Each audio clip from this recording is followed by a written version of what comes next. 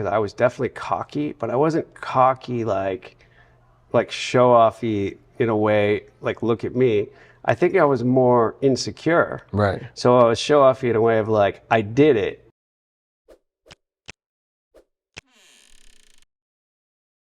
Welcome to Failure with Ryan Kavanaugh. And actually today, it's Failure with Ryan Kavanaugh, but actually it's Failure with Chris Johnson, because Chris is going to be grilling me. I think, as everybody knows at this point, Failure is a show, as we say, where we are failure's father, because success has many fathers and failure has none. And here we found a father. And the concept, very basically, of our show is there is not a successful person I know who has not experienced more failure than success. It's that simple. And the success in general are the things that happen in between failures. And generally failures are this big and the successes are this big. And no one knows that better than Chris, who trains the best of the best, who in the best of success, I think hit 30%, which he'll probably get into. But as I'm usually talking to other people about their failures in between success, trying to help people understand that this perfect little Instagram world where everything looks immediate and, you know, oh my God, that guy just did one thing and got a Ferrari and had a house and a mansion and got married. No, it doesn't work like that. We fail, we fall, we get back up, and we're the men in the arena, which is my favorite quote. So today, I love that. I'm going to open up. Yeah. And I'm very blessed and lucky to have Chris here as a friend, someone who I really look up to, admire, and who the best of the best in not just MBA, but top companies look to succeed. So here I am. Here we go. And you know, Ryan, when we look at failure, a lot of people probably only see your success, right? And, you know, they only see, you know, maybe financial gains, but really you have a good story. And, you know, we want to kind of dive into not only your story, but some things that people would never even know about you, right? And I think that's going to be fun because it allows you to be vulnerable. And being vulnerable is the first step to accepting your failure. Very true. Very true. But I thought I got rid of those pictures.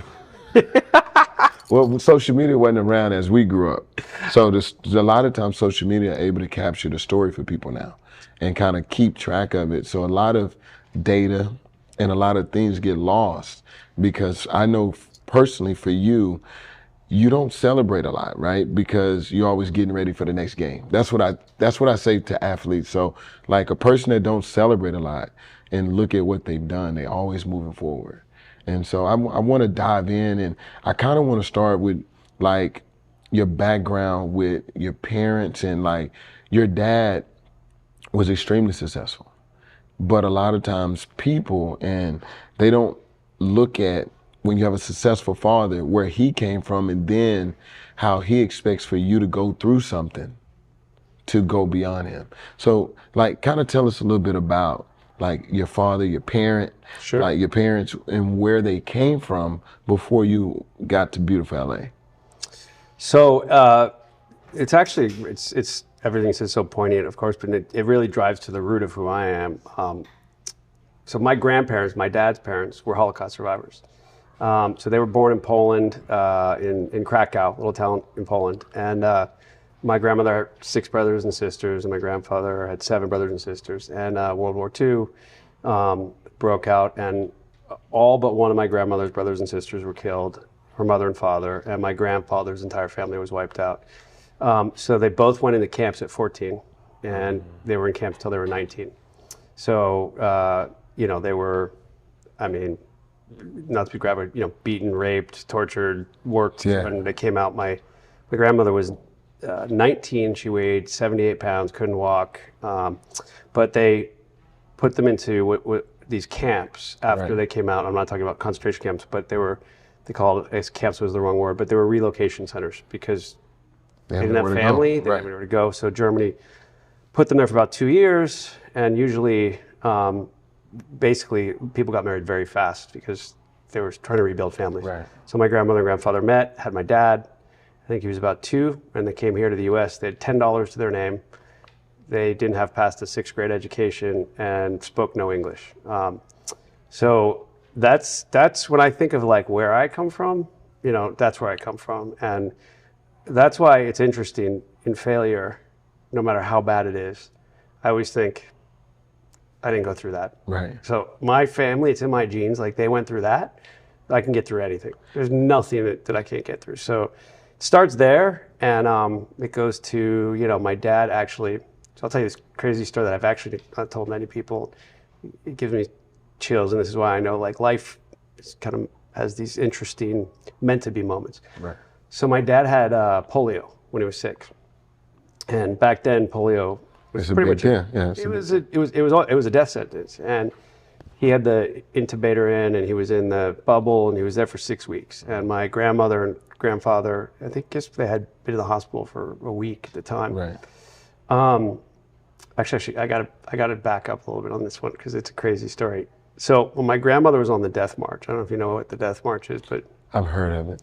It was. You got to tell us a little bit. When they were going from one camp to another, okay, the SS would round people up. They basically had very limited clothes. It was in the snow, and they'd march them to get them from one place to another, sometimes hundreds of miles. They'd sleep in like a barn. They'd get a piece of bread or a leaf, and people would often die just on a death march because they're malnourished, they're cold. So there was one woman in the camp on this march that was from my grandmother's hometown, the only person she knew. And as they were marching, she saw the woman was sick. If they saw you were sick, they killed you immediately. So my grandmother was kind of propping her up the whole time and trying to not let them see her. And they stopped in a barn to sleep. And my grandmother, they got a piece of bread and some water that was there, like soup, heated water. So my grandmother actually took her bread, gave it to the lady, and went and basically stole more bread, which if she got caught, she'd be killed. Right. And the lady had really bad fever, and she put her in her lap, and she was, telling her everything's gonna be okay. And the lady's like, one day, you risked your life for me, I'm gonna repay you. And this girl died that night in her lap. And so cut forward, and that's a sad story to start with. My dad had polio, and doctors more or less had said he wasn't going to make it. And my grandmother had been in the hospital for a week and a half. He is in the bubble. He had the thing in, and the doctors are like, listen, you got to go home and shower, and you can't just, nothing's going to happen in a day. Right. So she goes home, showers, gets sleep, and she has a dream. And the woman in a gown that from the death march that she hadn't really thought about comes back to her and is floating in front of her house and says, I promised you one day I'd repay you. Your son's going to be fine. So the way they told the story is they got up, she told my grandfather what happened. They walked outside, this is in LA, and there was snow on the ground. So this is how they tell it, obviously. Wow. But they were rushing to the hospital, and so they kind of were like, that's weird, but okay. They get to the hospital, they walk into his room, and he's not in the intubator, so she thinks he's passed away. So she starts losing, crying, screaming, where's my son, where's my son? And the doctor comes in and says, Miss Konitz. So my dad changed his name, it used to be Konitz. Miss Konitz, calm down, calm down, calm down. And she's screaming, and she's like, where's my son? They're like, we don't know what happened, but he pulled his own tube out last night, and he's okay. So that to me goes to the very beginning of where I was born and what I'm from, which is, I believe it very karmically in a greater power. Yeah, I mean, you have a family angel. I do. Yeah, I have a lot of them. I feel like I have family angels all around me. So did your dad, how long did he live? And I can see where like that inspiration came from, because like, when you look at you, Ryan, being from Brentwood, people wouldn't expect that background to start with, right? And everyone's background is different, and this is super unique and super interesting. And you could see, like, I wonder how your dad like fathered him. He made him like, we can't go back to that. So it's interesting because my dad was working in a shoe store by the time he was 10. And when he talks about his childhood, he talks about how, because they had cousins and, they lived, I want to say like 8 of them in an apartment or 9 of them in an apartment. And he talks about he had one toy. Exactly, he remembers his childhood as being the happiest, most loving childhood ever. He doesn't think about he didn't have toys. He doesn't think about they didn't have things, And what he remembers that other kids played after school activities, and he had to go work in a shoe store. And My grandmother was a seamstress at night, and I forgot something during the day. And my grandfather sold shoes during the day, but instilled a work ethic. Right. And what's very interesting is you know, he was very bright, and they really pushed education. And so he actually graduated high school, I think, when he was 15, and went to UCLA when he was 16 on full scholarship. I think he graduated dental school when he was 19, maybe. But you'll like this story. So when he was in high school, there was still a lot of anti-Semitism. When I say still, it's back. But right. At the time, it was very prominent. And they lived in a poor area. And you know, he was one of the only Jewish kids at the school. He went to Hamilton at the time, which was a much more rough school than it is now. And he comes home every day beat up. And he was a pretty big guy. My grandmother goes into the principal, and she had this very heavy Polish accent. And she's like, "My son's getting beat up every day." And you know, the principal says, "Well, there's so many kids, nothing I could do about it." So she goes home and tells my dad, "You have to fight." And 2 weeks later, she gets a call from the principal. Comes in and he says, your son is beat up 14 kids in the last 10 days. She says, "So many kids, nothing I can do about it." Walks out. So he grew up, and what I guess he instilled in me too is, you know, fight for what you believe in, right. Stick firm to your values, you know, fight when you need to fight, don't fight when you don't need to fight. But he was driven to the highest degree. He graduated dental school early, became the top reconstructive dental surgeon. He was also had the world record for bench press. He was 265 pounds. He was like, you know, crazy. Worked out at, you know, Muscle Beach and stuff. And then was an extreme skier. Took a jump and his ski binding fell off in there. Broke his neck, broke his leg, triple compound fracture, and had to stop practicing dentistry. Went back and got his MBA at UCLA. Graduated #1 in his class and went into mergers and acquisitions. He had a couple of inventions, right? That was more recent. So he actually, after that, he was doing mergers and acquisitions and realized that he was never going to be happy unless he could go back to practicing medicine. And so he was 40-something years old, and he went and took the board, or the MCATs, got the highest score on the MCATs, and both USC and UCLA said, no one at your age has made it through like first year med school. So you got to go somewhere, one of these top schools. You get through 1 year, we'll take you. So he went to the University of Chicago, Illinois, which is still a really good school. Came home to California every weekend, worked full time, #1 in his class. He was also #1 in fitness in his class. And he was 40, everybody else was 20. And then transferred to USC, graduated #1 in his class there, became an eye surgeon, then started teaching eye surgery at UCLA. And then got into one of the first people who built out LASIK centers. Right. And then effectively co-founded this company that was called Calhoun at the time. And it's now a big public company. And then got into more research and started a company that was called Zeta RX, renamed Juno. And that went public in 2014. It's the largest biotech of 2014, and then in 2018 it sold for like $11 billion. So growing up, what was it like to see a father with extreme work ethic, extremely fit, driven? What was that relationship like for you? Yeah. It was tough. So I was a little scared of my dad growing up. You know, he was a great dad. I mean, he was very present. They made sure I had everything I needed. Not everything I wanted, but everything I needed. Because we were, as much as he was extremely educated and successful in his own right, like, we weren't wealthy. We were middle class. And, you know, I went to Brentwood. I was one of the, you know, we lived in a, 2,000 square foot rental house in Brentwood. You know, it wasn't like we grew up wealthy. And I always had tutors and tennis lessons, and they made sure I had everything I needed. Right. But, you know, my first car was a minivan and then a Saturn, right? All my friends were driving Porsches and, you know, BMWs. Did that not to cut you off, but that had to have been some motivation for you.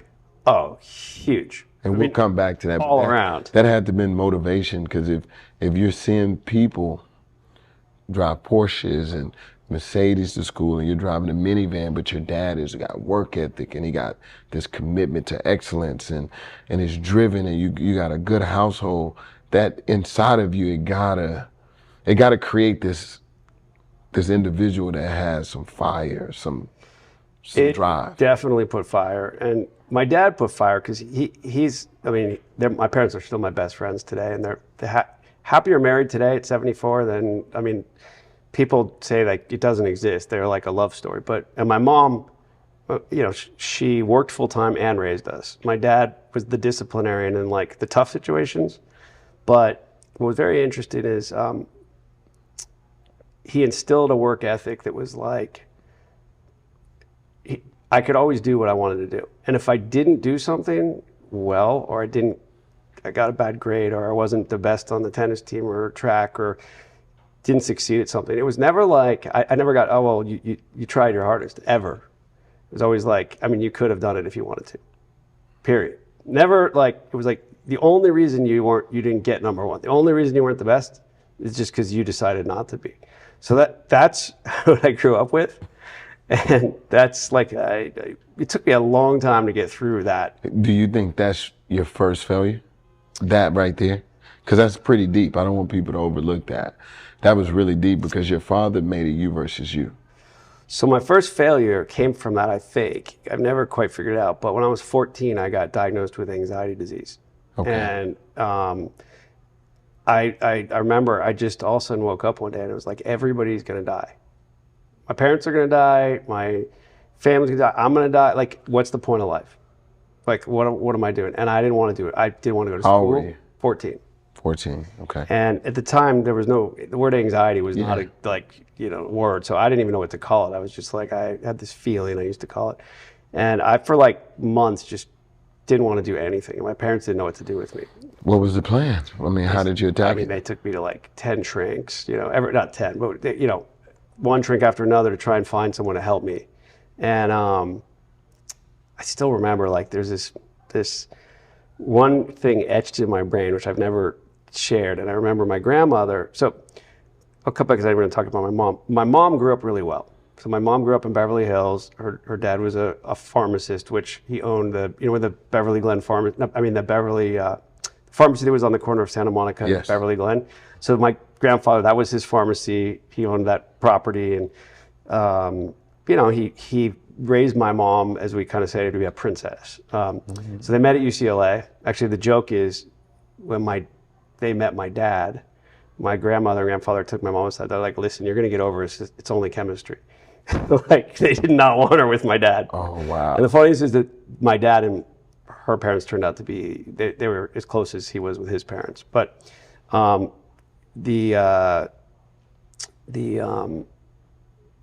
my mom was a little more, I'd say, trying to understand and more emotional about it. My dad was just, he grew up tough. Like, his parents didn't have a childhood. Right. So he didn't really have a childhood, right? So to him, I'm dealing with this like crazy emotion. I'm crying all the time. I'm like, I don't want to do anything. And his natural reaction was like, just get your shit together, right? Just like do it. And I'm like, but I can't. It's this feeling, right? And I think my mom tried really hard at first, and there wasn't no information about anxiety. Right. And eventually, I'd say I failed for a good year of like, I failed in life. I mean, I was just. Did your grades drop? So you wasn't around friends, you wasn't motivated? Everything. I basically didn't no go tennis? to school. Nothing. I was like. Was that middle school or freshman year? I was in, I think, 8th grade. I was in 8th grade. I like missed half of 8th grade. And then finally, my dad moved my mom out and moved my brother out into their friend's house, and he created a program. He's like, you're going to live by this program. And it was like, today you're going to do this for an hour. Tomorrow you're going to go to school for 2 hours. The next day you're going to go for 3. And it ended after a whole year of like adding something on with me. He had a special favor to pull, going to Oxford University for the summer for 8 weeks in London at 14 years old and taking college classes.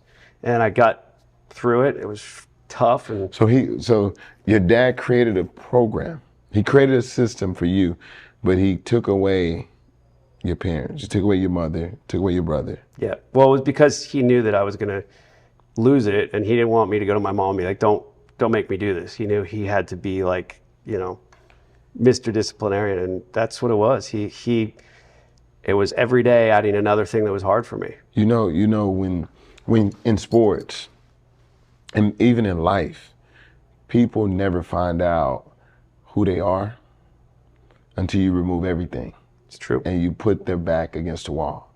And they always say, like, if you put an animal or if you put someone in a cage and you put their back, you'll really figure out who that person is. Who that person is.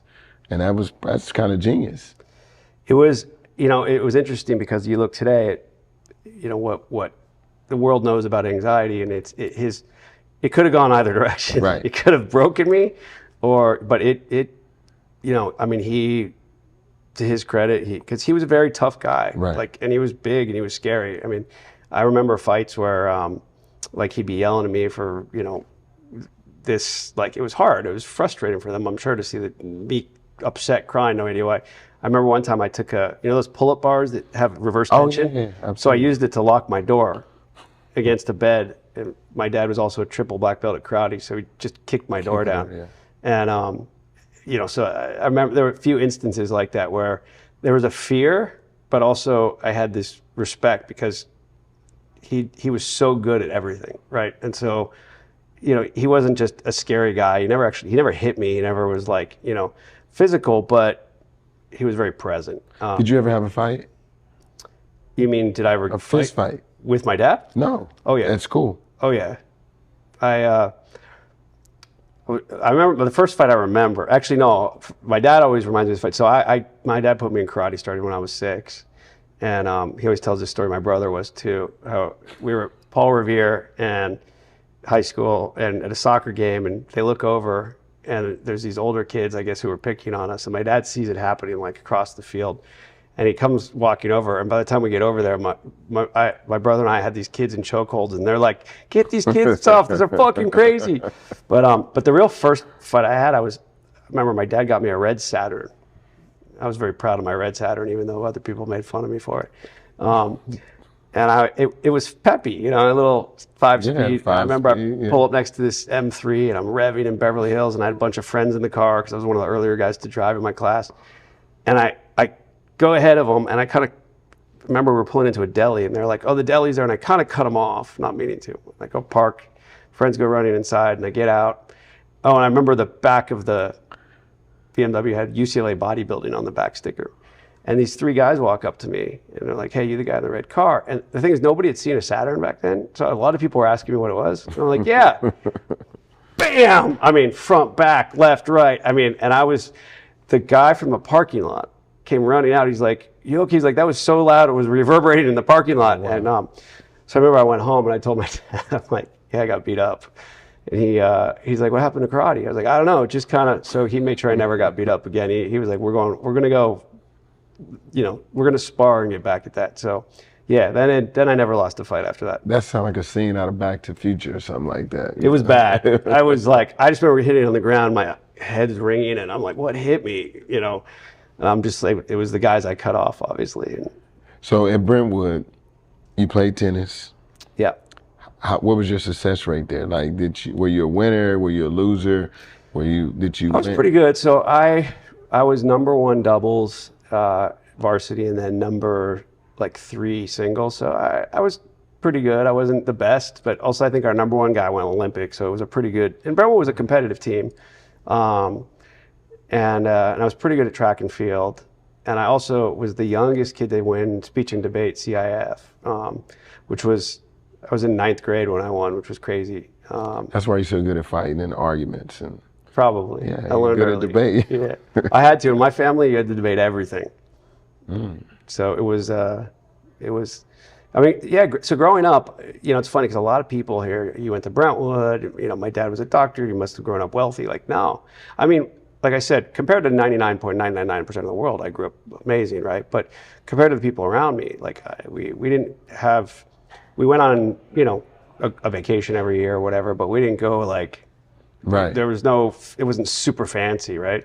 And you know, we worked hard for everything. Like, I think I was telling you earlier, I remember I had my mom's credit card for emergencies. And I remember I went to Fred Siegel. Diesel jeans had just come out. And I'm like, I just want a pair of Diesel jeans, man. They were these green, I still remember them, these green Diesel jeans. They were $110. I charged on my mom's card. I remember it came in, and I remember my dad yelled at me for probably 3 days. You fucking stole from me? Like, you bought a pair of $110 jeans? Like I used to buy my jeans at Sears for $9. What the fuck is $110 jeans? And I still remember, like, that's blazed in my head. So we were taught, you work for what you have, you work hard. And I still remember I was talking about my Saturn versus other people. Oh, he has a Porsche. And it's like, I don't care if I had $2 billion, I wouldn't buy you a Porsche. You're a 16-year-old kid. And, thinking back, I'm like, he's right. But back then I was thinking, right. Why can't I just have a Porsche? Why can't I just have a Porsche? But he was teaching you values, teaching you to have some integrity. Yeah. When did you get your first job? My parents made me work every summer. So starting when I was actually really young, I think when I was 12, my dad had me intern at his friend's real estate office. And then when I was 14, I actually got my first real job. Every summer I had a job working at Humphrey Yogurt, scooping ice cream. And then I worked at Kelly's Coffee. These were like, and then I was like, okay, working for someone's just not for me. I think I got fired from every job I had, literally. For crazy reasons, at Humphrey Yogurt, that movie, remember that movie Cocktail with Tom Cruise? So me and this other guy figured out we could flip the ice cream and flip the toppings, and we were getting tips, like huge tips. We would put on these shows people would come in for, till I flipped the ice cream and it landed in some girl's purse, and it turned out it was the owner's best friend. So I got fired from that job. And then I had Kelly's, and Kelly's, I remember, I had the opening shift. Summer was like 5:30 a.m. And I remember I woke up at like 5:20 and I was like, nah, fuck this. I called, I was like, I'm sick. Lost that job. So then that's when I went into business for my own. So I actually started with baseball cards. I'd always collected baseball cards. So I started with my dad, who also collected something called All-Star baseball cards. I remember. And we would trade with, remember Beverly Hills Card Shop? Yeah. So I would trade cards. And then I got the idea of vending machines. So you own a vending machine? I didn't at the time. I went and convinced my dad that it was a great idea to help me buy some vending machines. And my mom was one of the first female brokers in Los Angeles, real estate brokers. And so she worked at John Douglas, which used to be the biggest real estate company. So I went around and put these vending machines in her offices at the real estate offices. And that was like my first business, if you will. And then from there I went into, like, at the time you had to get a license for pepper spray. Right. So then I was like, oh, all these agents need protection. So I went and got the license from the DOJ to license pepper spray. And then I would give classes to all the real estate agents for pepper spray. That's interesting. Yeah, so I knew very early on, like, working for someone was like very not in the cards for me. But at the same time, your dad's pushing education. So he's pushing traditional, right? And you're thinking non-traditional. So that causes you to pivot. So you have to go against the grain. You have to be strong. So whether you failed or not, you still got to keep going. Yep. Right? So you graduate from Brentwood. You go to UCLA, to UCSB first. Yeah. So from there, what was that like, and why did you choose that university? Because I know Brentwood is like the Harvard. Everybody goes to Ivy League, right? Yeah, it's except Ivy for Ryan. So it was interesting because I was, I don't know why, but I always had friends that were older. So by the time I was in 9th grade, my girlfriend was in college and my best friend was in college. So I was like hanging out at USC and Pepperdine, and I wanted nothing to do with high school. My parents hated that too. They were like, they wanted me to, conform and be part of that. And I was like, nah, I'm good with college girls and college friends and kegs and, and they were pretty progressive. Like, they were always like, you can drink, just don't drive. And I could actually have girls spend the night, but that's pretty progressive. It was pretty progressive. But, I think because Brentwood was so hard as a school, meaning, it still is. It was great academically, but you had 5-6 hours of homework every night. And I still remember we had a senior thesis. It was like an 80-page thesis. You spent your whole year like creating a thesis. Yeah. By the way, I wrote my thesis on the legalization of marijuana, and I almost got kicked out of school for it. What year was this? 1993. Yeah. So The Chronic, not to go off subject, but I think the Chronic album came out in 1993 and 92. It did. It came out 1 year before. And did it? Yep. And I literally wrote, my whole thing was on both the financial and the socioeconomic impact and how it would be the best thing to federally legalize marijuana. And you're assigned this like, teacher proctor that's supposed to oversee your thesis because you spend the whole year doing it. Right. It's like you can't do it on that. So my parents, who always lobbied for important things, came in with me and the headmaster. They're like, "This is what he wants to do it on. Like you can't tell him he can't do it on that." Right. So then she gave me a C+. I mean, I'm telling you, this was an awesome paper. This was like, here's how the government's going to get out of debt, right?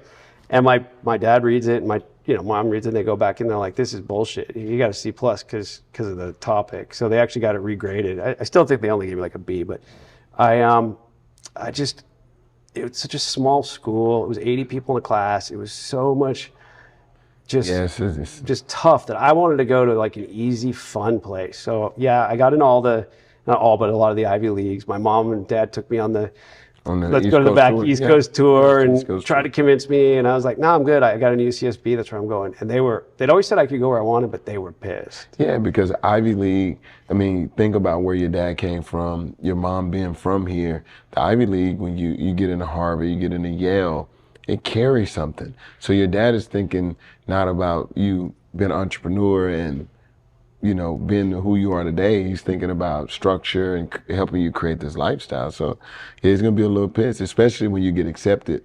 Yep. And then you can create the legacy.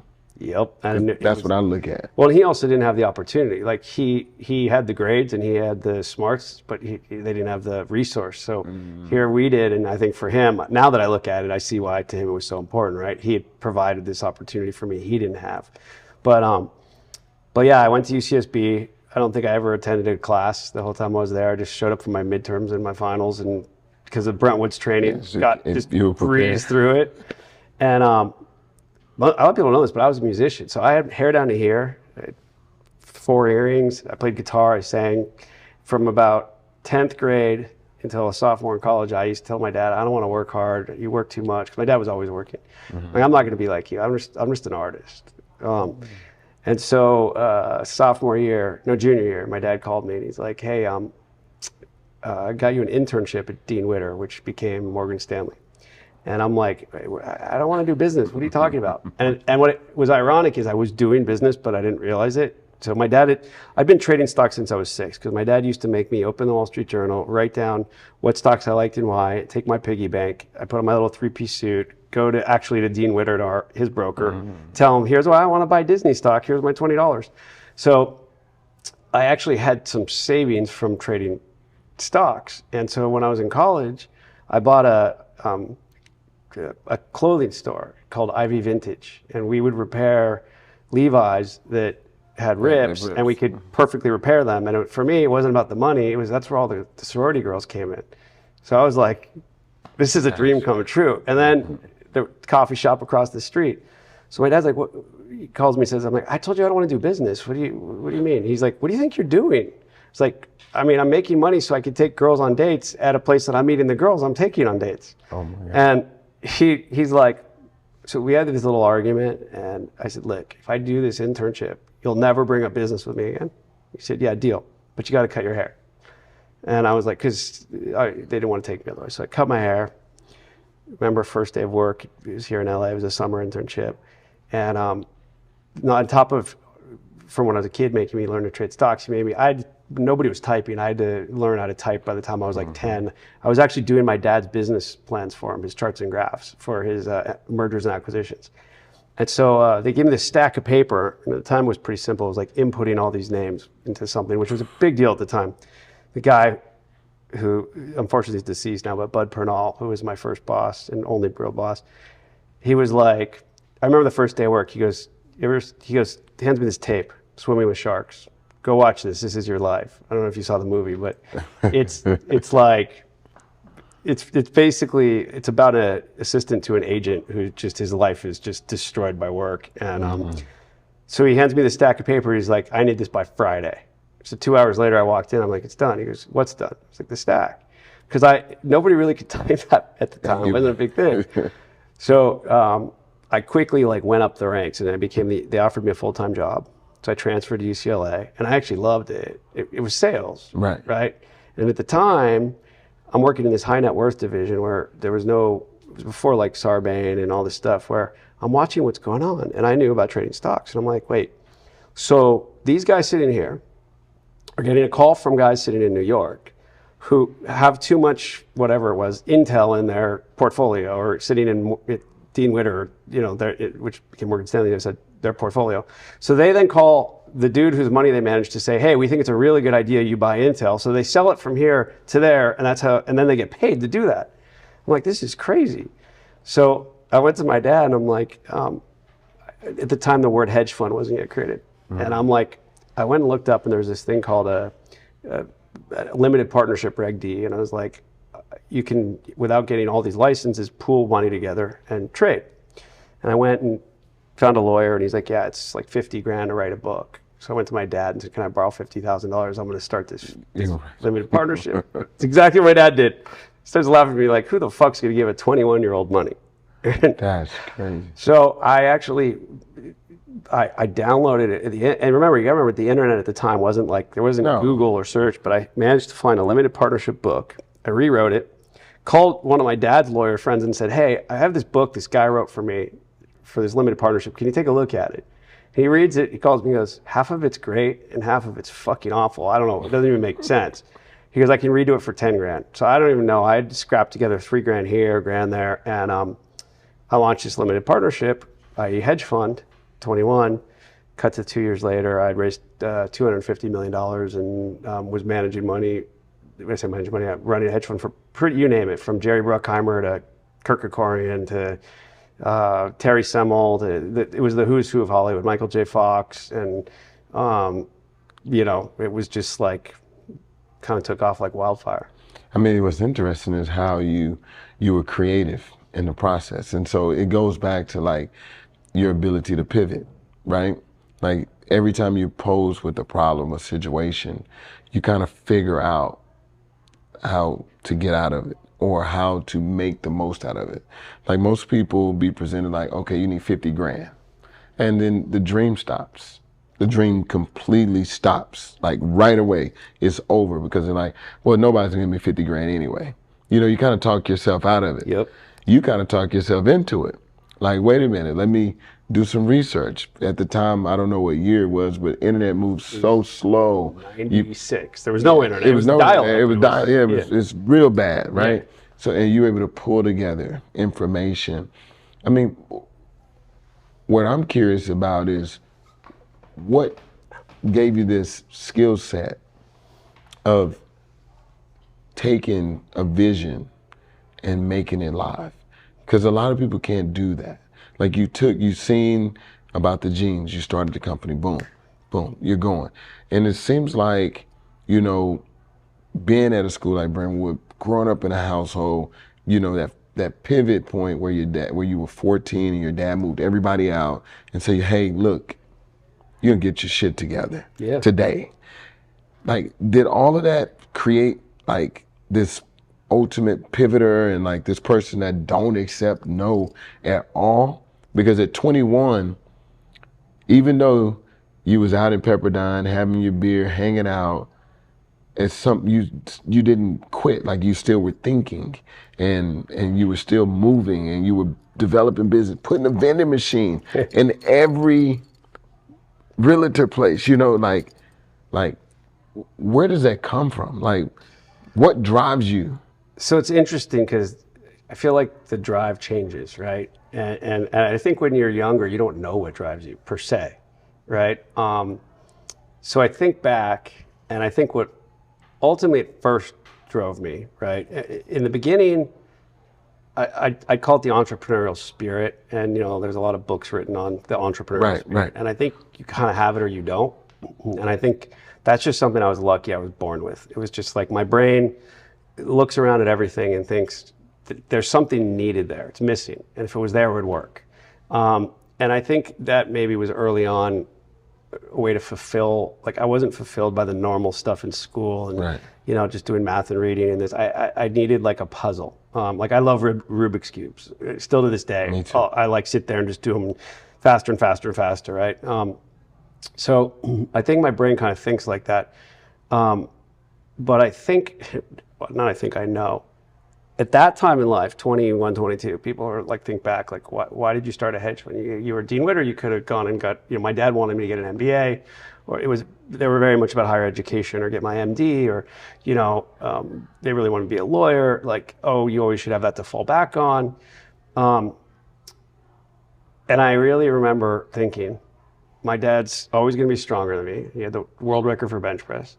He had, you know, whatever it was, 5 graduate degrees, #1 in his class, just zero chance I was going to get that. You know, I forgot what it was, but he had like the record for like the 800, you know, yard run. He had the record for most push-ups in his, like you named it, he was the best at it. He spoke 8 languages, not joking. I decided to take Japanese in high school, and we talked about that and dinner. And he goes downstairs to his office, and a week later he's conversational in Japanese with me. So what I look back at is I'm like, you know, so I'm 22 and I'm like running this fund and I'm making a lot of money for a 22-year-old. And I did everything stupid a 22-year-old. I bought the Ferrari, I bought the giant house, which actually Diana Ross lives in still to this day, the house that I built, or someone else built, I bought from him building it. And it's a pretty sick house. And I think back and I'm like, well, my dad was always going to have better education, was always stronger, was always, you know, going to be a better reader, better language. But I made more money. That was literally the only thing I think at the time that was driving me. Was like, I can make more money than, because he wanted to make money, but that wasn't his drive, right? And so my drive wasn't about the money. It was like, I never realized it until it was like I was competing with, I had to prove myself to my dad. And that was also proving myself to myself. And then that changes, right? Because as you get older and you realize what's important to you, right? And you said something really important earlier, which is until you have nothing, your back up against the wall, you figure out who you are. Yes. So I don't think I actually figured out my life motivation until I was in my 40s, I mean, I'm 40 now, but like early 40s, about 40, had a child and thought I was losing everything. And that's when I finally figured out, now I know what my life is about. So from 22, okay, hedge fund, you know, you can be misunderstood the way you see things, like how fast your brain is moving. You know, so like if you have partners or people when you're at 22, imagine being in Hollywood, LA, and you're meeting people and you're able to move on pretty quick. It's a skill set, but also I can see where people could be understanding you and not get an understanding of your work ethic or commitment to excellence because you're able to move on so fast. Because when I'm listening to the story and I'm looking at how fast you were able to move from one business to the next business, to the next business, to the next business, and I myself is like that. I'm not celebrating. Like you celebrated, you bought the big house at 20 because you were waiting. You grew up in Brentwood. Yeah. So you need the Ferrari. You're like, wait a minute, I'm gonna show all of you guys. That's exactly what I did. I'm gonna show everybody. I'm gonna pull up. I went to my high school reunion, pulled up in that Ferrari. I'm gonna pull up. And so do you think that kind of gave you maybe being either misunderstood or kind of gave you like an ego? Of like, I gotta show you at 22 because the frontal lobes don't even develop until you're 25. Yep. So, you know, people that are listening, when you're 22, you make a lot of mistakes.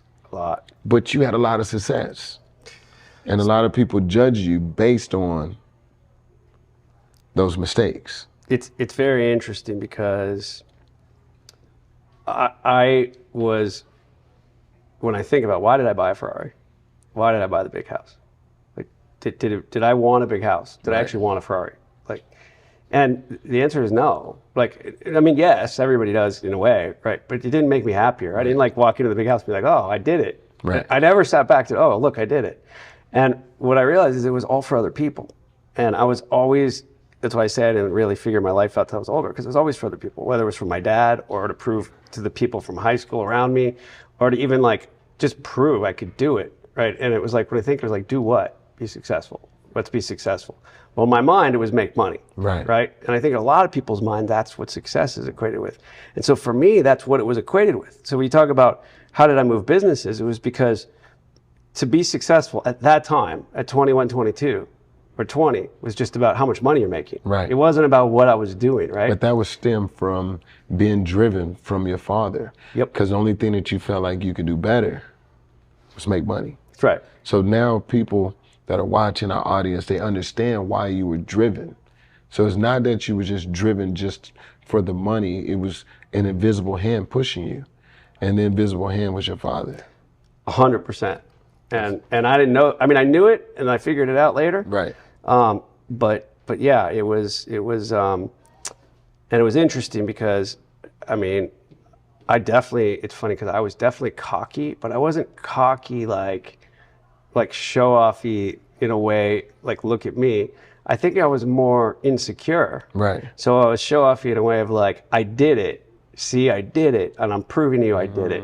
And so I think a lot of people, you know, I look at people today, especially younger people, and if they're like kind of cocky and driving a fancy car, or they're trying to kind of show off, I always think like, are they cocky or are they insecure? Because I know when I had it, I was like covering up insecurities to be like, look, I'm good enough. I did it. See, I can do it. I can do it. I'm better at something.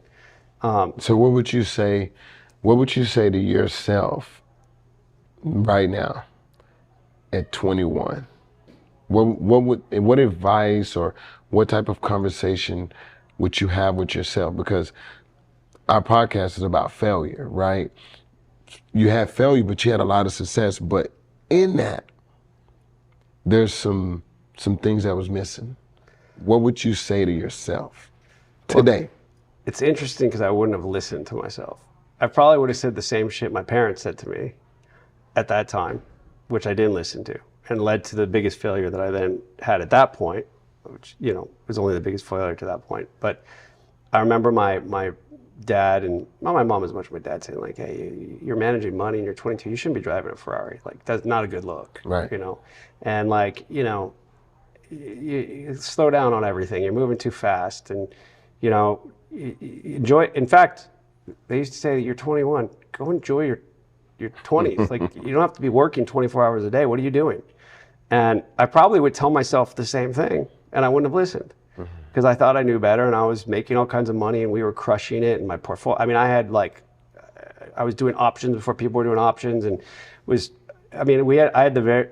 you look back at the companies I invested in, they're pretty interesting, diverse companies before people were doing what even fintech and biotech and interactive media, and there's a really funny story in that, which is the life lesson. But I didn't listen, and I put everything I had back into my own business. I didn't diversify at all, so I owned 50% of my own hedge fund. And then September 11th happened. The markets crashed. We had invested everything into. I was building companies, so I was finding companies that were startups, and or co-founding them, investing in them, helping them build. So we had like 6 of them, I think. They all went from like they were about to sell or IPO to like either we're about to go out of business or we need to do down rounds. I had to shut everything down. I owned, like I said, half the fund. I remember I went to my dad. I said, what do you think I should do? You know, these companies are I don't know if they're going to make it. And my dad said, you're going to take all your ownership and you're going to give it to your investors. And I was like, that's all I have. I took every penny I made and put it back into owning my own fund, right? I didn't take the profits out. I mean, I took some money out to like buy a house and buy a car, but that was about it. He said, no, all you have is your name. So I did just that. I put it, distributed So you distributed everything? Everything. Shut the business down, distributed everything, and went from, you know, the house and the Ferrari to, I think it was an $1,800 a month or $1,600 a month, like 1.5 bedroom in Hollywood, and trying to figure out, I thought I was going to go get my degree in physics because I'm a physics junkie. And what am I going to do next? But that didn't take you long enough because your brain moves so fast. So even through that failure, moving from your own house, the Ferrari, shutting down the fun because of 9/11, and you know that happened.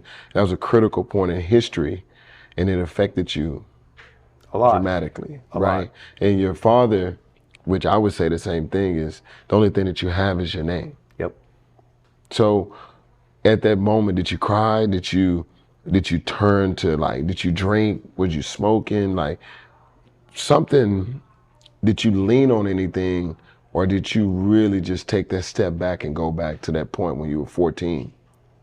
I'd say I went more back to the point when I was 14. I definitely like retreated into the anxiety shell. Yeah, that's what I was thinking. And I remember I actually started seeing a shrink again who I hadn't seen in a while. And, you know, I went back on like anti-anxiety meds you know, like, because when anxiety comes in, you're just like, I mean, and it's very situational for me. And I kind of retreated and really was like, you know, in my shell for a bit. And So did you stay in the house? Did you come out? Did you have a stayed at girl? I didn't have a girl. So I had a fiance with the hedge fund, and then When everything was gone, she was gone. yeah, and it wasn't. It's funny because we're still best friends today. It wasn't like that. We were just really not meant to be together that way. But it was, you know, I was a different person when, you know. You're 22. So, you know, I was alone, and I was very alone because also the people around me, a lot of them had been, you know, the people I was working with, and all of a sudden I'm 22 and I'm like, I don't know what I'm doing with my life. Right. But it was really interesting because I got a guy named Mark Canton, who was the ex-chairman of Warner Brothers and ex-chairman of Sony and Columbia and TriStar, called me up one day and said, he actually, not one day, we went to lunch a lot, and he called me up, he's like, I need your help. And I was like, with what? And he ran, I don't know if you remember who Michael Ovitz is. He co-founded CAA. He was president of Disney. And he was like, when I was kind of in my 20s in the business, he was one of the most powerful people in the business, if not the most powerful, him and Ron Meyer. And he had left CAA and he started a company called Artist Management Group. And in there was a production arm, which was Artist Production Group. And Mark was running that for Ovitz. And so he calls me up and he says, listen, I want to buy, Ovitz is shutting this all down. I want to buy Artist Production Group. And I'm like, what do I know about Hollywood? Like, I'm a fun guy. And he's like, listen, because all these, like I said, my investors were the who's who in Hollywood. They would bring things that they thought would be good investments to me, and I'd kind of tear them apart or decide to invest in them. And he's like, I've watched you with media deals and this and that. Like, you know more about this finance stuff. And at the time, nobody in Hollywood had finance. So I'm like, listen, the funny part is the only thing my parents ever said to me is, you can do anything you want with your life. You can be a trash man, just be the best trash man you can be, but you can't go into Hollywood. They're like, because my uncle was a producer and his life kind of got really family life and stuff. It was very hard. Just Hollywood's a tough place. It's tough. And they didn't want that life for me. So he's like, I'm like, and I don't know anything about Hollywood. And he's like, look, I need you to write a business plan or help me like raise this money and buy this company. And I was like, well, you want to do an MBO? I still remember him saying, no, I don't want to get my MBA. I was like, no, a management buy. I was like, never mind. I was like, he goes, I'll pay you 50 grand. I was like, done. Needed the money really bad. Needed the money. Wrote the business plan, ran him through it. I raised the money. We bought the company. I owned a big piece of it with him. And then the next crazy thing that happened was the first movie in there was a little movie that had been developed called 300. And it was a graphic novel that Frank Miller had made. And Mark had helped him negotiate a deal at Warner Brothers. And it was kind of a first look deal. And I remember his lawyer was a guy named Jake Bloom, who also recently passed away. He was the most powerful lawyer in the business. You wanted something done, you went to Jake. I mean, the joke was, because Jake used to let me on the inside, he'd be like, he'd represent the producer, the studio head, the actor, the director, but he'd call all of them and just say, okay, we negotiated for 5 days and here's where we ended up, okay? One phone call, because he was representing all of them, right? Everybody. So I remember we went into Warner Brothers and Mark made me his guy. He's like, you're my business guy now. And I did all his business. So I actually launched Relativity. I had to come up with a name. And I said, I manage producers. Nobody had managed producers. And I'm like, I'm going to manage producers. So Mark was my first producer, and I owned 10%, I think, of Atmosphere. So anything business, he brought me into. And went into Warner's and pitched Alan Horn, who was the head of Warner's at the time, on 300. And I remember Alan looked and goes, let me get this straight. You guys want to make a movie, sword and sandals, R-rated, blood, you call it comic blood, with the guy that nobody knows who was Phantom of the Opera, because Jerry Butler at the time was the guy behind the mask. That's a period piece for $60 million. And I was like, I remember Mark was like, well, I was like, yeah, that's kind of exactly what we're saying. And so he just starts laughing. I remember we walk out and Jake Bloom, Mark's lawyer, came, looked, and he said, I said, I'm going to get this movie made. And Mark, to his credit, had put together this 2-minute animatronic almost, because at the time you didn't really have previs, that just showed this vision that was so good. And do you remember the scene where the arrows are all come flying in and just covered? It was that 1-minute scene. I'm like, I got to get this made. And Jake Bloom said to me, Jake Bloom says, this movie will get made when pigs fly. So I'm skipping over because I ended up creating Marvel Studios through that, which I'll come back to. But before that, the group that I brought Marvel Studios to originally, I ended up meeting a hedge fund in Milwaukee named Stark, of all places, Milwaukee. I'd never been to Milwaukee. All I knew was cheese. Beer and cheese. Beer and cheese. So I end up going to Milwaukee, and I end up negotiating a deal for them to finance the movie, 300. And I remember I called Jake up way back. I said, hey, Jake, can you go look out your window? He said, why? I said, because there's pigs flying. And they ended up financing 300, which made a bloody fortune for them. And that was like the first real big movie that I got involved in. But once again, it goes back to your ability to pivot and not accept no. Because I'm telling you, like, and I mean, everyone knows this. In life, it never goes the way it's supposed. Never. I tell everybody that. The script is never written the way you want it. I don't care how you plan it.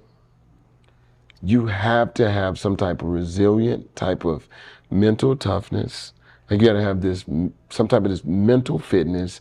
But when you look at your body of work from your childhood to 14, and then from 14, that pivotal moment through to like 21, 22, and then you have to pivot 9/11, you have to pivot again. And then someone calling you up and saying, hey, I see your talent. You have what he didn't have. You know, because when people say no or kind of like, you know, people get discouraged. People quit. Yeah. People quit. And you did not get discouraged, even though you have anxiety. You've had it since you're 14. Still have it today. It ain't went nowhere. Nope. But you're able to keep going. So you had the success with the movie. And this is how you built your production company. Well, somewhat, because I was, at the time, I mean, yes, eventually it led to that. Right. But at the time, what I realized is there was a niche, and I kind of tripped into this niche, which is that, so there was this very interesting trade wind that kind of had occurred where the studios had all been swallowed up by these big corporate parents like GE had bought Universal and Viacom and Paramount and so on and so forth, right? And the studio side were getting less money from the corporate parent, even though they were bigger, right? Mm-hmm. Universal was going to GE saying like, I need $2 billion. He's like, well, I don't give a shit. I got 45 companies to fund. You can have $1 billion. Right. And at the same time, there was a big Wall Street shift where there was no money in bonds. Real estate was super inflated. You know, the stock market had crashed, but hedge funds were flush with cash. And they were looking for esoteric places to put it, right? Where they could get above market returns. And so I was like, okay, there's an opportunity here. So originally what I said is we're the bridge between Hollywood and Wall Street, because there was no one really talking Wall Street to Hollywood. And what I realized, so what happened there was, it was a guy named Avi Arad he bought Marvel Studios Marvel out of bankruptcy. Marvel was not a studio. So Avi Arad and a guy named Ike Perlmutter owned something called the Toy Company, and they were a toy licensing company. And Marvel went into bankruptcy. Marvel was, the toy licensing company. And By the way, Sony could have bought the whole thing for like 10 million bucks. Anybody could have bought all of Marvel for like 10 million bucks. So Sony bought just the rights for Spider-Man. I think it was for like 2 million. I think Fox bought the rights to X-Men. It was like Blade was it, New Line. And Avi and Ike bought the brand name Marvel along with the licensing of the characters and merged it into their public company, toy company. And so they had Marvel, and Marvel was a toy licensing company and comic company. That's huge. But it wasn't huge at the time. Right. And nobody really thought it was huge. They had, 10 people office on Santa Monica Boulevard and, with dirty floors and, and so I knew Avi through a family friend. And then I knew Avi through another guy named Gordon, remember his last name in a minute. And Gordon said, I need you to meet Avi. So I go in and Avi, like I said, I'd actually known him through a family friend. And he's like, I want to make movies. Like, what do you mean? So Spider-Man had already come out with Sony and made Sony billions of dollars, and X-Men had come out and made hundreds of millions for Fox, but he didn't really make them. The studios made them. Right? They had licensed it. He's like, here's the deal. They made billions. We get this little licensing fee, and I have all this IP here, but I can't use shareholder money to make movies. I think it was in their charter or something. Little did I know that they had spent like 2 years trying to get anybody to make it, from Lionsgate to whatever. But I looked at it and I kind of came up with this idea, and I studied it for a while. And I said, I think we can take the value of the IP of the characters. So I'm going to go take like Iron Man, and I'm going to go take Avengers and Thor and Captain America and Black Panther, and I'm going to bucket their sales into what did Spider-Man have before it was a movie, and what did Daredevil have before it was a movie, and what did Hulk have, and we're going to create A, B, C, and D. And you have a deal with the studio, so the studio still, even though it's not a fortune, the studio's paying you money on Spider-Man. You get a fee.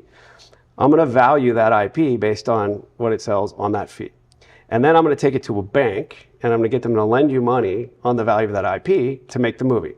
And the interesting part being, if the movie fails, the only thing they're going to foreclose on is the movie IP of what had already failed. Right. So I remember Avi's kind of like, what do you need? And at the time I'm like, listen, I need like 50 grand because I needed to hire an analyst to write a plan, but I want stock in Marvel if it works.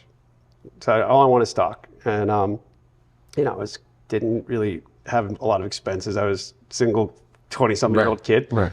And so they agreed to my deal. And for about 8 months, I got laughed out of every room. Like, you're telling me that Iron Man is a character like Spider-Man? Nobody knows Iron Man. You're Captain America? Everybody hates America except America. That's not going to work overseas. There's going to be a black superhero, Black Panther? Like, are you nuts? I mean, I was getting thrown out of every room, right? Like, just laughed out of the room. And there was a bunch of other challenges that happened, but eventually I came across a guy named Peter Hoffman at Merrill Lynch who said, this is going to work. Right. And I remember he went to his boss, Mike Blum, who's now head of private finance at UBS, and told Mike Blum, I want to do this. And I still remember Mike Blum said to him, you're wrong. You'll never fucking work in banking again. You're right. This is going to be one of the best deals you had. They underwrote $650 million. And that created Marvel Cinematic Universe. I can't say I can take any credit for the creative, because I didn't have, other than that I picked the IP because it had to go into the box. And what's interesting is not only did I pick the IP, but because the facility was a debt facility, so it was called rated and wrapped by Moody's and Ambac, you had to pull for the specific movie. So not only did we have Iron Man, and then I think it was Iron Man, Avengers, Thor, I don't remember, maybe it was the other way around, but the sequel to the first one, even though we didn't know if the first one was going to work, already had to be slated in with the budget. What I'm curious about is this formula in your brain, and I'm looking at you and I'm like, how do you keep coming up with different formulas? So do you have photogenic memory? Do you have like how do you, like, I know you're a visionary, but how are you able to pull like these different pieces of puzzles, right? Like for myself, like I feel like a photogenic memory. I can see how someone walk, and I can see this. I could pull this if I'm working with one of the best players in the world. The reason why he needs my services because I could see every play he did and I could repeat it.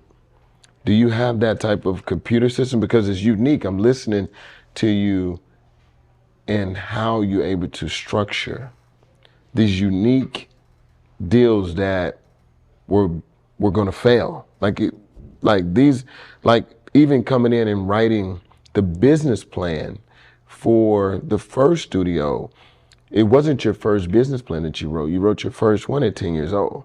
But when you come back to that, it's something that you rinse and repeat. So I don't know if it's a formula, because if it is, I want to steal it. Because I want to add it to my formula, because I got a formula and it's like 1,000,000 pixels, and I can never put words on how to explain it. If that makes sense. Like I feel like I'm out of space. It is a formula, and what I mean by it is a formula. So I'm the opposite of you in the sense that I don't have a photographic memory or photogenic memory. My dad actually can tell you, he can read a book and tell you what's on page 267 down to the character. If there's like a red mark on that page, he'll tell you, right? I don't have that. And what's really interesting is I actually am the opposite of that. I miss so much stuff. People will be like, "Oh, did you see that guy and his leg was hurt, and or he had, was limping, or he was missing a finger?" I'm like, I didn't see any of that. But I think in seeing pictures, and it's strange, because to me, the things that I've done or do, whether it's in business or otherwise, when I get very passionate about, because I do a lot of charity work and a lot of, I'll say politics, but it's not really politics. It's more what I see, where I get worried about the world, so I politically get involved. To me, it's like I'm watching a movie. I know I've watched this movie. I see what's going to happen in Act 2 and Act 3, and the fact that nobody else sees it is like, how are they not seeing it? And I don't see the details. I don't see that, like, oh, that guy's over there and that girl's over there, or like I would miss all the plays, right? But what I see is I see what's happening in Act 2, and on the bad, if I don't change it, Act 2, that's going bad. That I know it's going bad. Or, well, that's really interesting, because I see what's going to happen. If we just do that, it's going to be the biggest franchise there is, right? The same thing happened with Netflix. Like, I see it even today. And it's kind of how I think I've always, when you talk about pivoting, I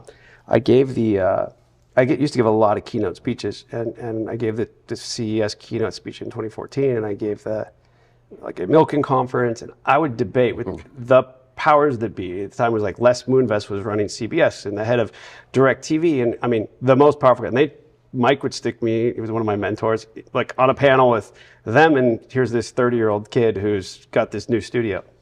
And I remember I'd say to them, you're done. Netflix is gonna eat your lunch. And they just laugh.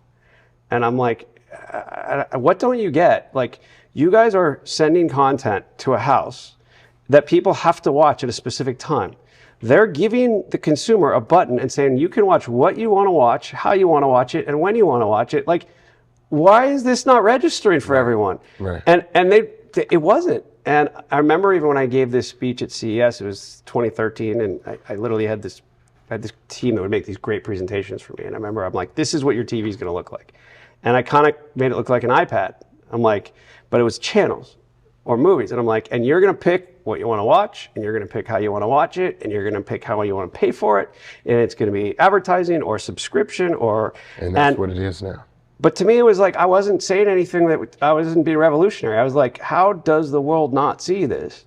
And whenever I do a business now, and they don't all work, like everything else, things work, they don't work, but to me, I'm looking at it, I'm like, it's just obvious. What are you afraid of? Like, you got to be afraid of something, because your brain is too forward thinking. What's your biggest fear? My biggest fear is not being around for my kids. Something physically happens to me where I can't be there to be a father figure for my kids. That's my main fear in life, is being there and being cognizant and being both mentally and physically there to help my kids be the best they can be. Yeah. I don't think I have much more of a fear than that. And I think once I realized that's my only fear. I mean, because you're not operating in fear at all, like in the outside. But with being a parent, you want to be around, and you want to raise your kids. You want to see them be successful until you're not needed anymore. So I agree. I'm right there, which I don't have a fear, but I do want to be here and I want to be there for my kids. I just worry, I guess I worry both being there, and then I also worry, am I fucking them up? Right. Like, am I doing the right thing? Is this punishment gonna is he gonna think back and be like, my dad did this to me when I was 14 and I never got over it? Because I have those with my dad, right? Like, and so I try to do the best I can do, but honestly, like, when you realize that, so 2014, I'm on top of the world. I'm Vanity Fair's most influential. I'm the Variety billion-dollar producer. I'm the Hollywood Showman of the Year. I was getting every award you possibly could get, and then some. You name the actor I broke Channing Tatum first in Fighting, and then in Dear John, and Amanda Seyfried, and Jerry Butler in 300. And we had just launched, not just, but our sports agency became according to Forbes, second largest sports agency in the world, which we talked about this before. I started from scratch. Raised. We were the only first company to figure out how do we turnkey all production for TV. So 30 television shows. We launched Relativity University. I had the digital arm. I had the branding arm. We were firing on all cylinders. We were the only studio to have a distribution license in China. I was flying to China every 2 weeks. I was sitting with the most powerful people in the Chinese government watching my movies where they're like, well, we don't like that. And I'm convincing them why I cut it a different way. And then flying to India because we had to deal with the largest company in India to distribute our movies. And, it was, you kind of name it, it was happening. And cut to 1 year and 4 months later, I didn't want to open my eyes. I'd open my eyes in the morning because the press would just be another article shitting on me. Relativity's in bankruptcy, all Ryan Kavanaugh's fault. He's the devil. Like, this company, it was as if none of the good had ever happened. Right. And for that year, I would say it was one of the most miserable years I ever had. And to me, my life was over for about a year. And yet I fought to get it out of bankruptcy. Everybody said I never would. Netflix was trying to keep it in bankruptcy because they didn't want my deal to be renewed because it was too good for them. And I got it back.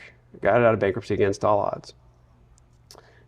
And again, taking a big toll and a lot of financial, I didn't have to. I was offered at the time, actually, by the hedge fund that put it in bankruptcy. Basically came to me and said, we'll pay you a couple $100 million, just walk away. And I was like, nah, this is my baby. I built it from scratch, and I've got people who rely on me. That's not happening. And I didn't realize at the time that literally how powerful the hedge funds were, and that if they wanted to turn, even though I'm like, I'm the golden boy of the press right now, right?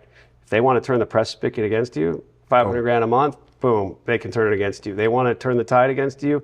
They want to turn off the spigot of other investors, couple phone calls. That's it. Boom, boom, boom. So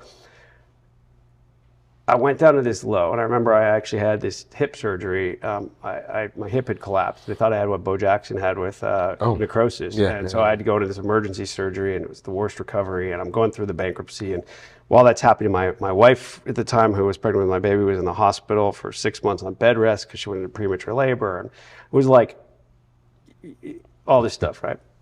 And at that time, by the way, so you asked the first time around, what did I turn to?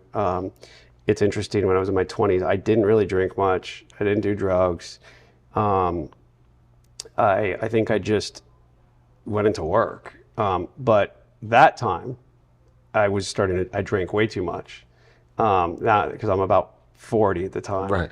And, and I'm on crutches, and I'm trying to fix this, but there's so much, I'm literally not wanting to even read, because they're writing the same article about me over and over and over. And I remember thinking, I understand. So I built this company. It's doing $600 million a year in revenue. It's doing $80 million in EBITDA. We were higher box office than DreamWorks and Universal. We were Lionsgate's highest grossing 8 movies for the first 4 years. And by the way, Legendary had just sold for $2.4 billion, which was doing $500 million in revenue and losing $500 million. And I'm in a bankruptcy because a hedge fund wanted to do a hostile takeover. And I'm a bad guy somehow, right?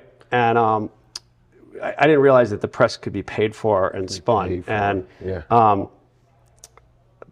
but it was the best thing that ever happened to me, by far. I went down to this low, and when I didn't think I could get lower, a lower, and a lower. And then one day, it wasn't low anymore. It was like, wait a minute.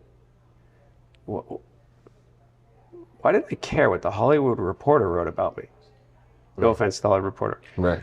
Why did I care about what any outlet wrote about me? Like, do I care what an agent is reading about me, or the guy who's writing has the time to actually write comments down below on Deadline and, you know, shit on me? Like, do I really care? What do I care about? And that's when it hit me, and I'm like, I care about my family. I care about my kids. I care about now my ex-wife, but still she's my best friend. I care about my parents. And I've had these handful of friends who, it's funny, you look at who rallied around you, right? They rallied around me, and the ones who didn't rally around me. And I'm like, and I care what they think. Right. And they know. And I don't care what everybody else thinks. They can write whatever they want to write, and it doesn't affect me. And I'm like, and the moment you realize, and that revelation came, it was like, you know, in Superman, when like the original Superman, when he's like the kryptonite and he's like weak and he's down on the ground, and you don't realize he's like reverse engineered, that the kryptonite's like actually reverse engineering, and he's like all of a sudden the strength comes. I just remember it was like, it wasn't immediate, but it was just like this strength of just like, I'm the most powerful I've ever been, because I might have the least money at that time. I might have the least power in, like I could greenlight any movie or any TV show before that. Right now, I probably couldn't even have walked into a studio at the time. You know, I had all the power in the world. The one thing that I've learned about when you fall so far that there's no other room for you to fall, you're gonna get back up. And you see it in sports, it happens in real time in front of everyone. Yep. And what you went through was private, and now you're sharing, which is unbelievable. But athletes and people that it happened to in real time, they have to get back up and they have to overcome it immediately, right away. I call that next play speed. Like, how fast can you fail and move on to the next play? So that's, you asked me, like, how it is. It's just, for me, it's not as fast. It's next play speed, but it's next play speed in life, right? So I don't have to miss a three-pointer and then figure out how to grab the ball and think about getting the layup. I just have to think about, this didn't work. And so it was a movie, or it was a business idea, or it was, you know, but that's not life. Like, so that failure point, it didn't kill you. Nope. And what doesn't kill you? It makes you stronger. Yep. So from that point, where did you go? What was the first step into rebuilding what you've considered was important to you? Honestly, it's like I went to the highest place I've ever been in my life, which is where I am now. And when I mean the highest, not the richest I've ever been. You know, I was fortunate enough to be on Forbes 40 under 40, and you know, that was very cool then. And definitely not the most successful I've ever been, but the person of most value I've ever been. And Einstein actually said that quote. He said, try not to be a man of, I think it was, of success, try to be a man of value, or something to that extent. Right. And I think what happened was, I moved into this new house. You know, I'd just gotten divorced, and it was me and my son. And so you're divorcing there too. Like, yep. Like, get divorced. Like, yep. It's like, a lot. Like, it's a lot. Going through a divorce, going through, you know, and lawsuits. You know, because when you have bankruptcy, you have lawsuits, which I won every lawsuit. But I mean, what's amazing, and this is just one of the things that I hope to do in my life, and I'm going to digress for a minute, because all these things do bring things up, right? Like, I hope to help change our legal system, and I hope to help change our press laws. Because having lived them and seen how it works, even today, how it still works. So anybody can sue anybody for anything. Absolutely. And they can write anything they want. It's called the litigation privilege. So I had these, what's interesting is every one of my lenders in relativity got repaid. So there's all these stories that, Okay. and I was just with Burkle the other night. He's like, yeah, I tell everybody you made me a ton of money. There was one group who had made money over and over and over and over, and their one risk was, the only risk was bankruptcy because they had come in what's called the P&A. And they sued, not just me, they sued me and our chairman at the time, Steve Mnuchin, and the whole board and blah, blah, blah, blah. But they write everything bad they can write, fraud and everything. And it's very hard to win in what's called a motion to dismiss. That means the court says you can't even bring the case. Oh, yeah. So we win in it, but the judge gives them what's called leave to amend so that they can amend. Here's your problems, you want to amend it. We win again. 3 years, this goes on. So we win completely. But during the 3-year period, the press writes over and over all the allegations. Fraud. Front page. Yeah. When we win, and I don't mean win like, oh, the judge kind of won. The judge threw it out and said there wasn't even a case to start with. Nobody wrote about it. Nobody wrote about it. Nobody wrote about it. Nobody writes about that. No. You really going to write about right. good stuff? No. So when you take all that and you put all that kind of here and you say, what's in here and what's important to me is what am I giving onto my kids? And I don't mean money. What am I passing on to my kids? What are the values I want to instill? And it makes you think about what are your own values, right? And I realized it's not about what people think of me in Hollywood. It's not about even what next movie I made last or if I'm going to make another movie. It's about like, am I enjoying my job, right? Am I liking what I'm doing? Do I like who I am? Do I like the way I'm acting? Do I like the people I'm around? And am I content in my space? And that was the first time. It's funny because I've been single for, I don't even know how long now, 2 years or something, 3 years. Meaning like I've had a stint of maybe a girlfriend for a couple months, but I'm so happy alone. I love my alone time. I joke around with my parents. They're like, the older you get, the more comfortable you get in your ways. I'm like, yeah, I love being alone. And I have my kids half the time. Yeah, father, yeah. And the other half the time, I don't go out and date and party. I stay home, I read a book, I do my work, because I've gotten so comfortable with who I am. Yeah. And when you hit that place, nobody can take it from you. Zero. And I mean, you know how important yoga is to me. And I know you're practicing. Every day. Every day. You're practicing stillness, you're breathing. And I think that, that helps you along your journey. Just being able to be in your own skin, be who you are every day, and then try to be the best version of yourself. That's yoga is a really powerful tool when used right. And I think I use the word yoga loosely because there's there's a lot of science and metaphysics and religion have kind of all started to converge in an interesting way. And we know that there's a field that connects us all, quantum entanglement. Right. And so we know that things go faster than the speed of light, even though that's completely impossible. It means that we're connected by something we can't see. I think we used this analogy before, which is like we're in an ocean. Right. We're like fish in an ocean, we just don't know, right? So I actually believe that, and I firmly believe this, and this might get a little voodoo-y, and I was like the person that, you asked me when I was 25, I'm like, oh, I'm an atheist. I don't really, mumbo jumbo. I was like very science. I was very like, we're born, somehow, chemicals came together. We were, it worked. Mm-hmm. It was a one-time event. We're going to die and that's it. Not anymore. I actually feel and believe very firmly that there is a field. And Einstein believed this to a unified field, call it, but a field that connects all of us, all living things, I'll call it the heaven, the earth, the stars, the moon, the people, the animals, the plants. And yoga is a way of tapping into it. And there's multiple ways of tapping into it. But it's tapping into various parts. And I think you go back to like the old yogis where they have, your various, they call it, points, but your chakras or whatever you want to call chakras, it. Yeah, 8 chakras. But it's different points in your body that I think actually are those points that somehow physically, or I'll call more metaphysically, are connected to the universe. And as we explore more and more in science and medicine, we're actually realizing that is happening. there is this gland here, the pineal gland, and it does look like an eye. Like when you go pull it out, it is made of the same material as an eye, and it calcifies. So the older you get, the more it calcifies. Yeah. And if you can figure out how to get oxygen in there, it decalcifies. We don't know what the pineal gland does. Like we still don't know what its purpose is, right? And I mean, we know some of it, obviously, but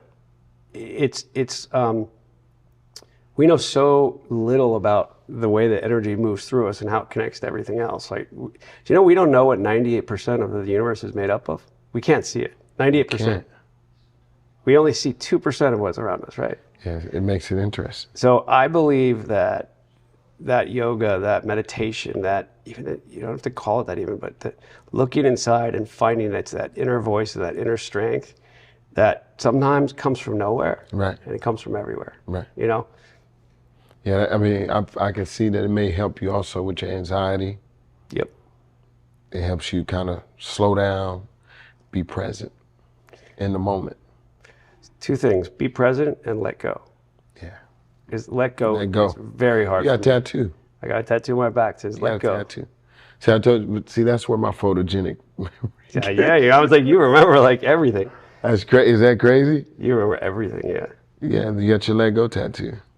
I got, yeah. So I got, actually, it's everything we just talked about. It's actually the all-seeing eye. Yeah, I seen it. Yeah. Oh, that's right. I remember that. That's crazy. Yeah. So everybody's gonna be wondering why you saw my tattoo, by the way. no, because we had a conversation. we were shooting another podcast and at your house, which is beautiful. And, that one you could see on OnlyFans. Yes. And we were talking about letting go, and I was talking about the power or your ability to let go. And I think when you look at failure is going to happen. It happens all day, you know, and you can use other words. You can use obstacles. You can use, disadvantages. Things never go as planned. So when people say plan your day, they really should say let go of your day. 100%. Right? And this is something I practice every day, and I realize like I really don't have control of like certain things. And it's actually made my relationship with other people better because I can't control you. And so even if I wanted to, I couldn't. So it strengthened me in saying it's okay for Ryan to be who Ryan is. So I can love you exactly who you are, where you're gonna be. We could be two different. We don't have to agree 100%, No. but and that's what, it's such an important thing that this world doesn't understand. Yes. And honestly, I think it leads to so much of the hatred and the conflict that goes on right now. So like, I feel like we're about the same age, but when we grew up, we could have completely different political beliefs. We could have completely different like social beliefs. We could sit at dinner, talk about it, debate, and be like, all right, let's have a drink, move on, all good. Absolutely. Today you can't do that. No. Today it's like, oh, you don't believe what I believed? You know, oh, you're a horrible person. It's like, when did that happen? Like, why can't we all have our own beliefs? But you know, that's tough. It's tough, and it's sad to see. Yeah. And I hope this world finds a little bit of its way back to that, because tolerance is such an important thing, and we have none of it anymore. Right. And not one person are alike.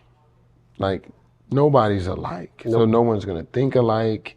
No one's gonna look alike. No one's gonna see the same vision.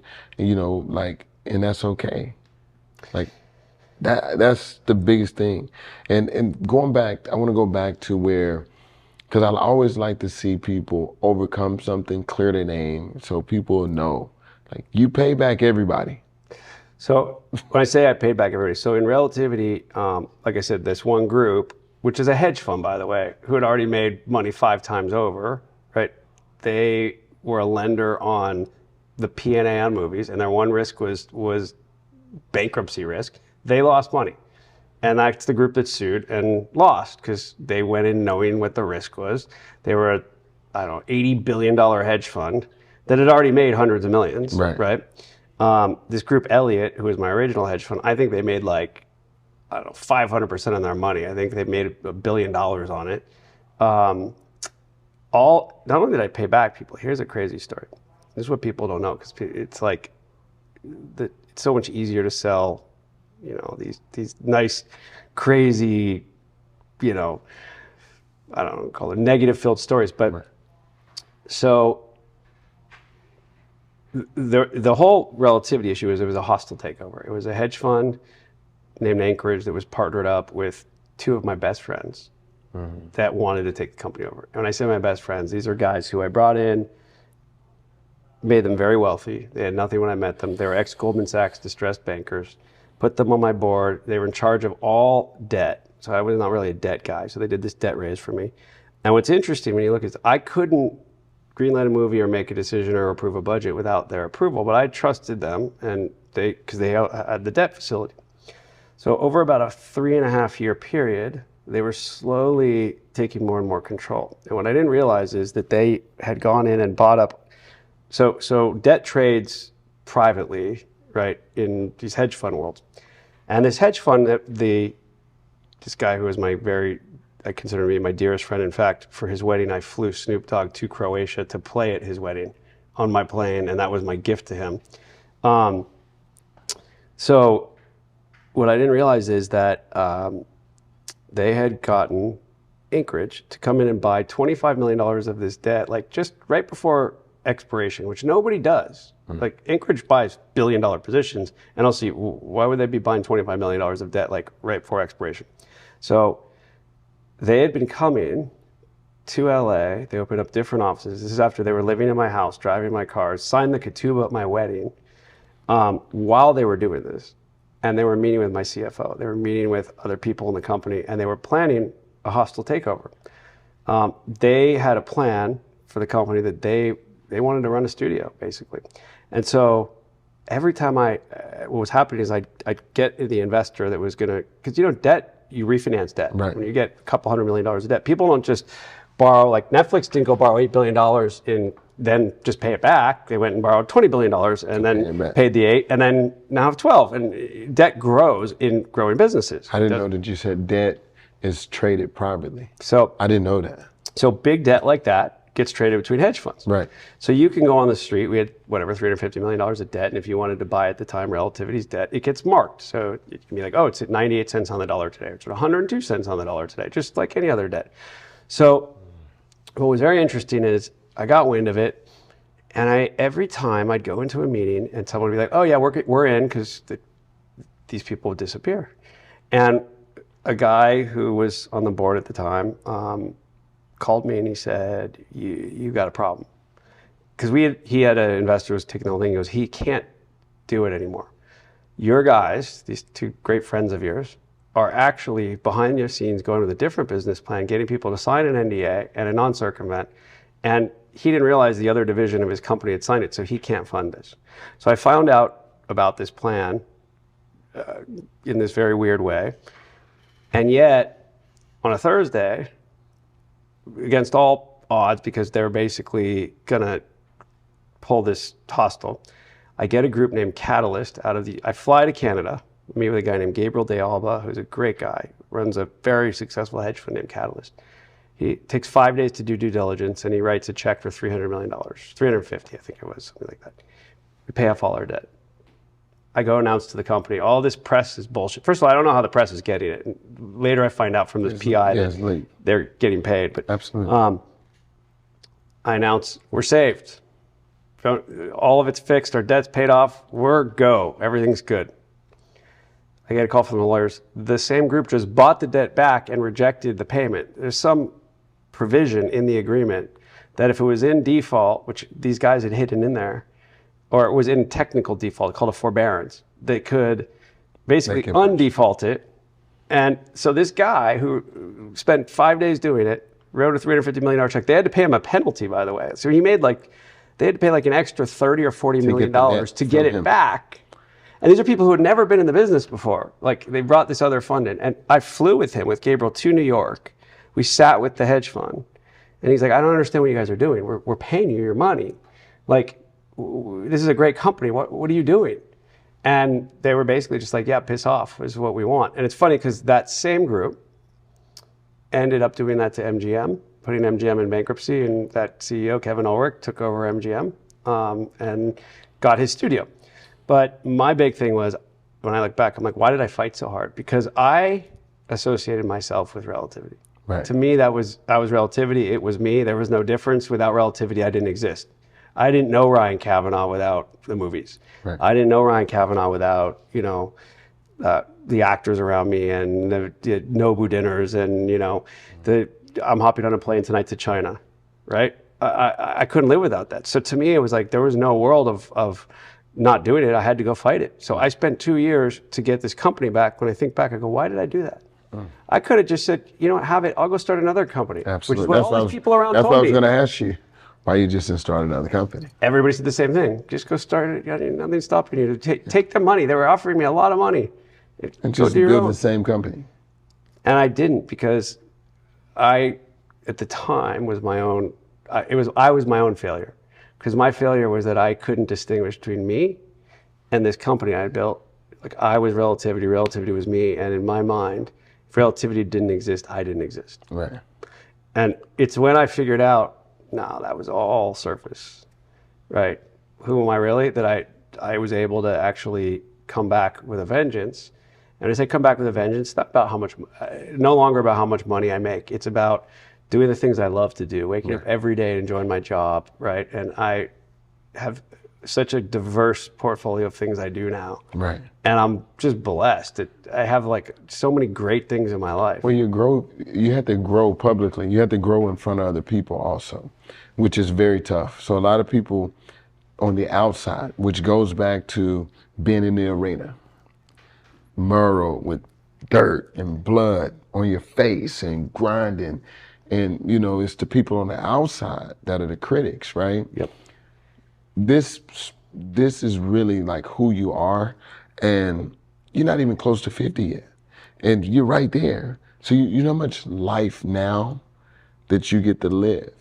And the funny thing, I was back in Texas last week visiting my mom, and she brought out this Bible. And I looked on the wall and I see a picture of my mom, my mom's mom, my mom's mom, and my mom's mom. Wow. And I was in the photo. So I asked my mom, I said, I hate telling the story. I'm like, how old was grandma on there? And she was like, she was born in 1890. She died in 1987. You see, I was born in 78, so she lived. So I remember her a lot. Her name was Mama Josie to me. But she said, I'll be right back. She brought a book, right? And it was a Bible.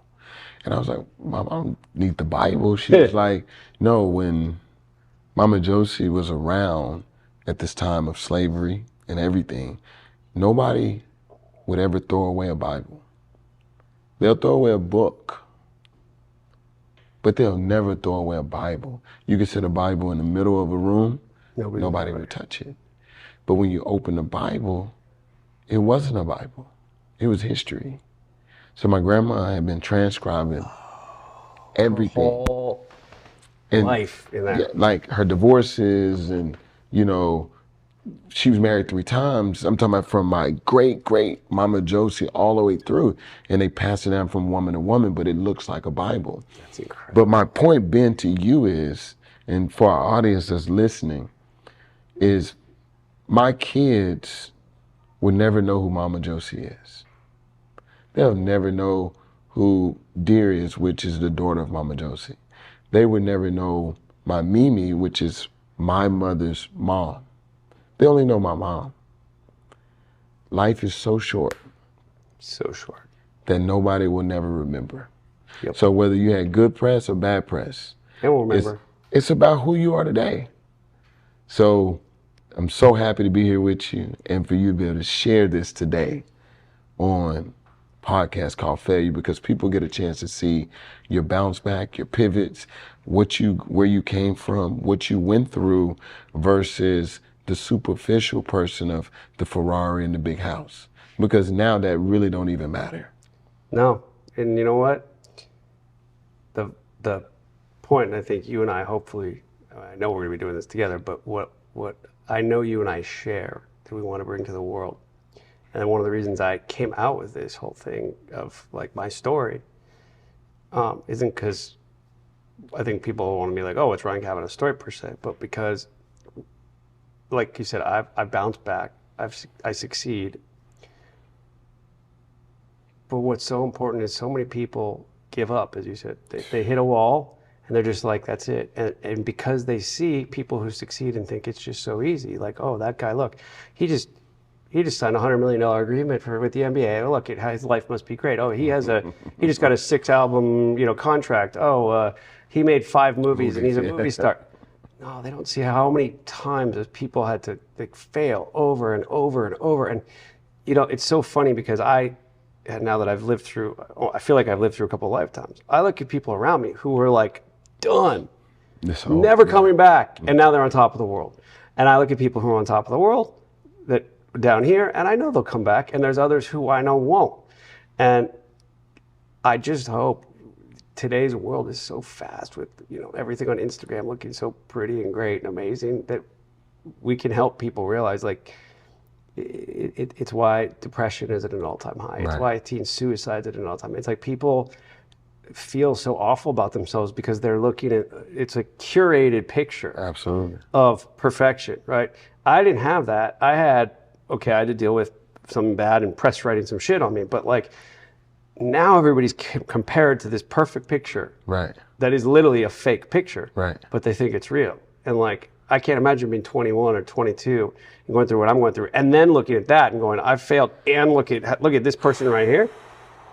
So I hope we can help change the world a little bit. I want to be a part of that, changing the world. I think people have to become mentally fit, and that's one of my practices is helping people learn how to strengthen that mental brain, how to become mental flexible. Like when you think about flexibility, your brain has to be able to move, and you got to be able to think and pause, like take permission to pause and be able to think through some situations. And even when you were going through your divorce, you were losing the company, you took permission to pause to get that kryptonite away from you. You have to clear it and clear the smoke, and you have to refocus. These are things that everyone go through, I'm telling you. And it's just their point of attack and what they're willing to fight for. And I say it to people all the time. I was like, if you wanted to be here, you would be here. So people always tell you why they can't make it or why they couldn't do something. But if you really wanted it, you're going to do it. That's part of it, is owning it. You got to own it. You got to own it. It's when I say to someone, I don't say, oh no, I can't. It's like, honestly, I'd like to, but it's just not on the cards for me today. I can't, because of course I can. Right. I'm choosing not to right now, right? People have to realize you're making choices in life. But you also got to realize it's going to get religious, but I'm not that religious, but I do this Torah study every week just because there's so many messages in it. And this message I just heard this week is about manna. Do you know what manna is? No. So when the Jews were enslaved in Egypt for thousands of years, right? Oh yeah. Moses took them out through the Red Sea, and they're in Egypt. And while they're in Egypt, they're in the desert and waiting to go into Israel. They're waiting for Moses to come down with the 10 Commandments. And the food was what they called manna from heaven. And it was just every day food would fall from heaven and it would turn into the food they ate. It literally would just come from the sky. And this week's portion is that depending on how righteous of a person you were, the manna would either fall like right in your lap or outside your door or further out in the desert. And here's the other interesting part, is you couldn't keep it. So if you were righteous, it would land in your lap. You didn't have to go very far. If you were a little less righteous, you'd always have it, but you still have to walk, outside there. Now, if you kept the food, now remember, you're in the middle of the desert, there's no food, there's no anything, this just drops. So people, of course, are like, well, what if God forgets to give this to me tomorrow, right? So they want to keep it, but it'll turn to worms. You're not allowed to keep it. So the concept that, at least the old kind of Torah scholars say that is that yes, you have to do your part. So like you have to walk and pick it up. If you're righteous, maybe it comes a little closer to you because you're doing good deeds. But you also have to remember that you have to have the faith that it's going to happen and believe in it and not give up, because that was the whole point of like why you couldn't keep the bread. Absolutely. Right? Because you keep it, you have no faith. You've lost all faith. Yeah, because you already have it, so you don't even have to use your faith. So it leads me a lot to also say it's not about religion, it's not about God. It's just about faith in like the universe, that people aren't out to get you. And I also had to, remember that. And people are people. We're all human. We all fail. We all err. Like we all at some point or another did something really shitty to someone, right? Like there's plenty of people I need to apologize to. We all have that, right? But if you just remember, like the world is there for you too, and you just gotta like push yourself forward, and it will answer. Absolutely. It's been great. As always, my man. It's been great.